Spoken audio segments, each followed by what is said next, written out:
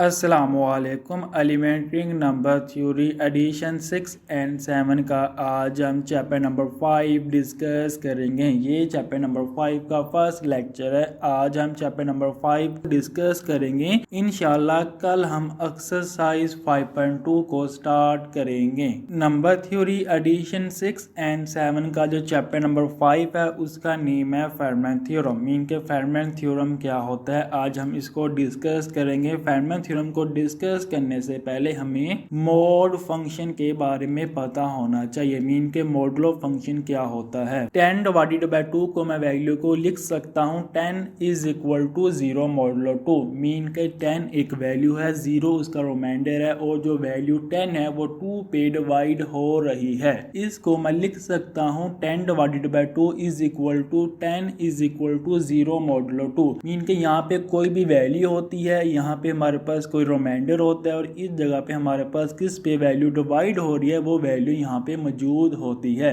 For example हमारे पास एक और एग्जाम्पल है 11 डिवाइडेड बाय 2 क्या होता है। 11 डिवाइडेड बाय 2 का मतलब यह है कि 11 is equal to 1 modulo 2। Mean के 11 कोई भी वैल्यू है वो 2 पे डिवाइड होती है, जो उसका रिमाइंडर आ रहा है वो 1 आ रहा है। क्योंकि 2 5 10 कब हम 11 में से माइनस करेंगे हमारे पास जवाब जो आएगा वो 1 आएगा। तो 11 इज इक्वल टू 1 मॉडुलो 2। ये हमारे पास एक वैल्यू थी 11, उसका जो रिमाइंडर है वो 1 है मॉडुलो 2 के हिसाब से। ये हमारे पास एक और एग्जांपल थी मॉड फंक्शन की। फॉर एग्जांपल 103 डिवाइडेड बाय 5, तो मैं इसको लिख सकता हूँ 103 is equal to 3 modulo 5। Mean के 103 को कब मैं 5 पे डिवाइड करूंगा हमारे पास जो रिमाइंडर आएगा वो 3 आएगा। हमारे पास जो रिमाइंडर होता है वो ऑलवेज बेसिकली पॉजिटिव होता है, लेकिन मोड फंक्शन में हम उसको नेगेटिव में भी शिफ्ट कर सकते हैं। अब हमारे पास कोई एक और प्रॉपर्टी है मोड फंक्शन की। वो ये प्रॉपर्टी है कि अगर हम कोई वैल्यू में कोई चीज ऐड करेंगे तो हमें वही वैल्यू जो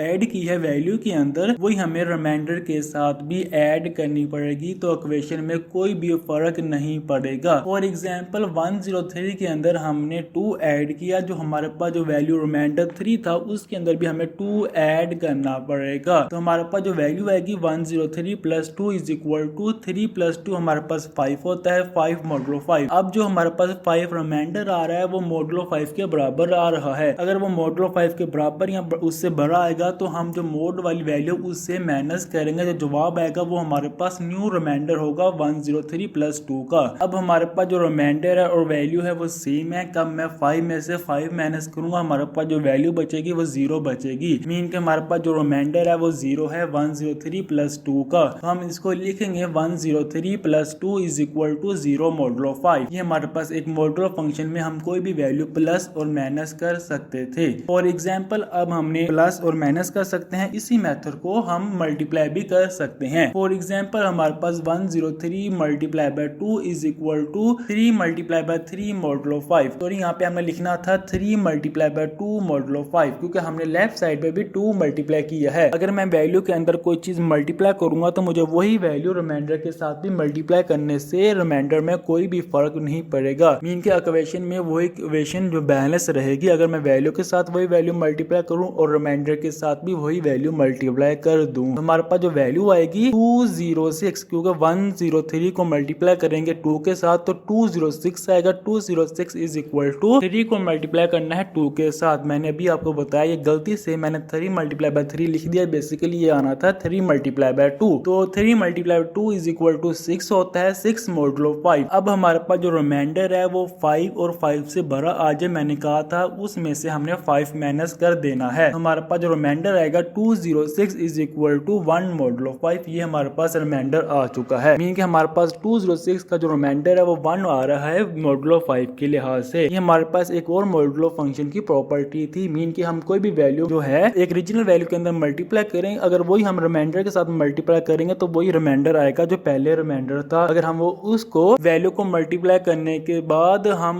उसका मॉडुलस करेंगे 5 के साथ तो तभी वही जवाब आएगा। अगर हम वही वैल्यू रिमाइंडर के साथ मल्टीप्लाई करें और उसका मोड फाइंड कर लें, तो ये हमारे पास सेकंड प्रॉपर्टी थी। नेक्स्ट ये हमारे पास प्रॉपर्टी है, अगर हमने किसी वैल्यू का स्केल लेना है तो जो मैं वैल्यू का स्केल लूंगा तो मुझे रिमाइंडर का भी स्केल लेना पड़ेगा। इससे भी कोई भी फर्क नहीं पड़ता किसी वैल्यू के साथ। फॉर एग्जाम्पल मैंने 103 का स्केल लिया, इज इक्वल टू हमारे पास रिमाइंडर 3 था तो 3 का भी स्केयर आना था। यहाँ पे जो गलती से मैं लिखना है मुझे याद भूल गया, यहाँ पे आना था 103 का square is equal to 3 square modulo 5, क्योंकि 103 का जो रिमाइंडर हमारे पास आ रहा था वो हमारे पास 3 आ रहा था। बेसिकली मैंने इसका स्केयर लिया, मुझे रिमाइंडर का भी स्केयर लेना पड़ेगा। तो हमारे पास जो वैल्यू आएगी 103 का स्केयर इज इक्वल टू 9, क्योंकि 3 का स्केयर जो होता है वो 9 होता है मॉडुलो 5 के लिहाज से। अब जो हमारे पास 9 है वो 5 से बड़ी वैल्यू है, तो हम इसमें से 5 माइनस करेंगे तो हमारे पास जो जवाब आएगा 103 का square is equal to 4 modulo 5। Basically अगर हमारे पास कोई भी वैल्यू है उसका मैं स्केयर लेकर रिमाइंडर फाइंड करने से बेहतर है कि मैं उसी वैल्यू का जो हमारे पास स्केयर के बगैर है उसका मैं स्केयर ले रिमाइंडर का, उसका modulo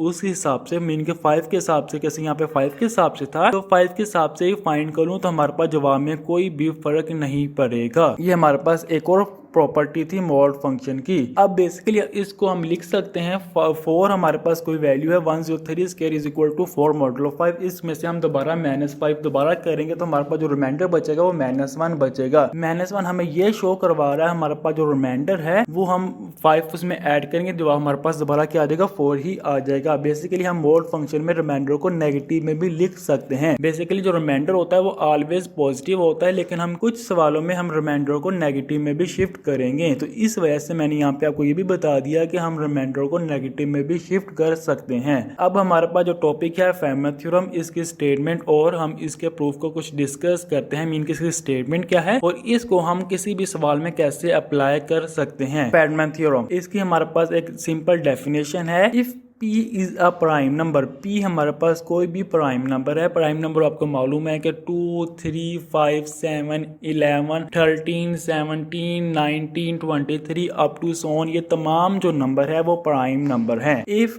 P is a prime number and A is any integer, जो A है हमारे पास कोई भी इंटीजर है such that P not divided by A, लेकिन जो P है वो A को डिवाइड ना करता हो। मीन के जो P वैल्यू है वो A को डिवाइड ना कर पाए, तब हम ये थ्योरम अप्लाई कर सकते हैं, अदरवाइज हम अप्लाई नहीं कर सकते। देन हम लिखेंगे A की power P - 1 is equal to 1 modulo P। Mean के ये हमारे पास एक स्टेटमेंट है मॉडुलो फंक्शन की। अगर हमारे पास P कोई भी प्राइम नंबर है और वो प्राइम नंबर A किसी कोई भी इंटीजर है उसको डिवाइड नहीं करता, तो A की पावर P - 1 लूंगा, उसका रिमाइंडर P के हिसाब से 1 आएगा। ये हमारे पास एक फेरमैट थ्योरम की स्टेटमेंट है। और एग्जांपल प्राइम नंबर हमारे पास क्या होते हैं, जो हमारे पास P है प्राइम नंबर हमारे पास होते हैं 2, 3, 5, 7, 11, 13, 17, 19, 23। ये तमाम जो नंबर होते हैं वो प्राइम नंबर होते हैं जो खुद पे तकसीम होते हैं। इंटीजर हमारे पास क्या होते हैं, तमाम नंबर हमारे पास इंटीजर होते हैं। फॉर एग्जांपल 0, +-1, +-2, +-3, जो तमाम ऐसे नंबर है ये तमाम नंबर हमारे पास इंटीजर की फॉर्म में गिवन होते हैं। फॉर एग्जांपल हमारे पास एक छोटा सा ये सवाल है जिसको मैंने आपको समझाने की कोशिश की है, 5 का स्क्वायर। मीन के जो 5 है कोई भी इंटीजर नंबर है, जो 3 नंबर है वो हमारे पास प्राइम है। मीन के ये